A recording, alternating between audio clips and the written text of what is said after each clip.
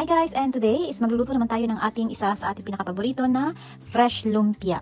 At dahil nag-crave nga tayo nito is ayan, kaya gagawa na lang tayo ng ating homemade na fresh lumpia. And ito nga, ipiniprepare ko na yung aking mga ingredients. Gumamit lang ako dito ng carrots and in-slice ko siya into thin slice. And then meron din ako ditong cabbage, onion, sweet potato, and nilagyan ko din siya, wala akong beans pero okay lang yan, and then nilagyan ko siya ng cucumber, alternate ng singkamas dahil wala akong bibili dito ng singkamas, kaya ayan, gawa na lang natin siya ng paraan. Naglagay din ako dito ng capsicum dahil bukod sa makulay ito is very healthy din ito, kaya ayan, naglagay din tayo niyan, and meron din akong lettuce para sa ating pagbabalot mamaya, and then ayan. And depende din naman sa inyo kung ano yung vegetable na inyong ilalagay dito, kung ano yung inyong paboritong vegetable is pwede naman. At dahil ito nga ay special request, kaya ang nilagay ko dito na sahog is itong ating shrimp. Ayan, hiniwa-hiwa ko lang siya ng small pieces, ganyan, and then bago ko siya igigisa mamaya. Medyo matrabaho lang ito gawin pero it's very healthy dun sa mga nagda-diet dyan. Ayan, this is the best alternative. Ayan.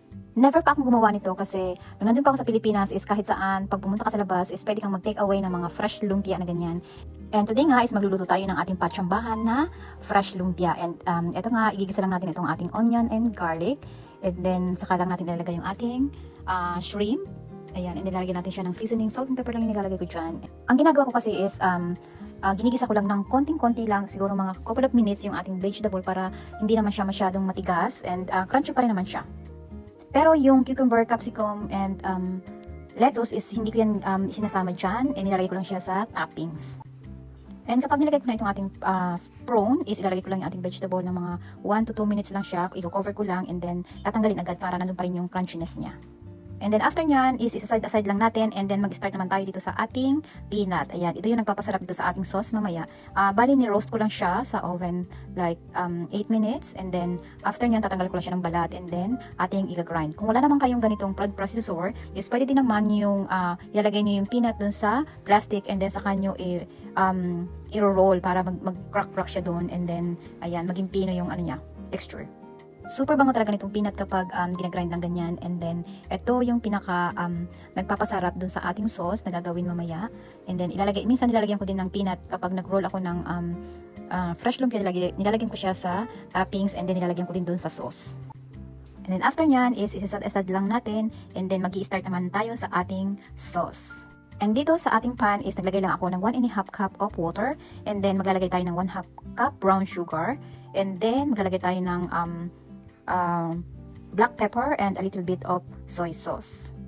Naglagay din ako ng konting oyster soy sauce, mga 1 tablespoon of oyster soy sauce, and then ibuboil lang natin yan, and then later is maglalagay tayo ng cornstarch. Gumamit ako dito ng 1 tablespoon of cornstarch para sa thickening later.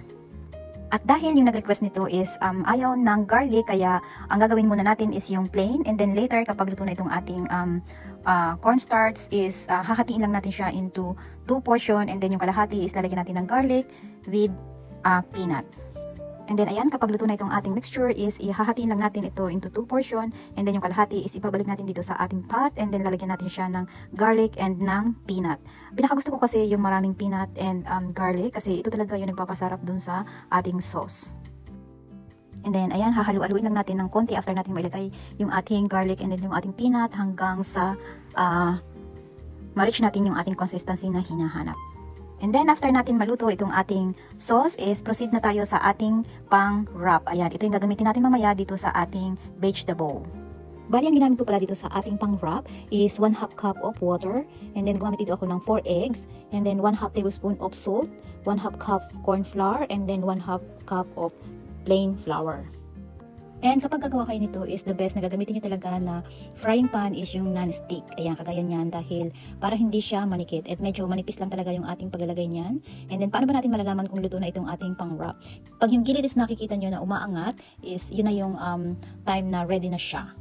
And then ayan, ulitin lang natin. Same lang din doon sa ating first procedure na ginawa hanggang sa matapos natin. And ito nga, medyo marami din yung ating nagawa dito sa ating one portion.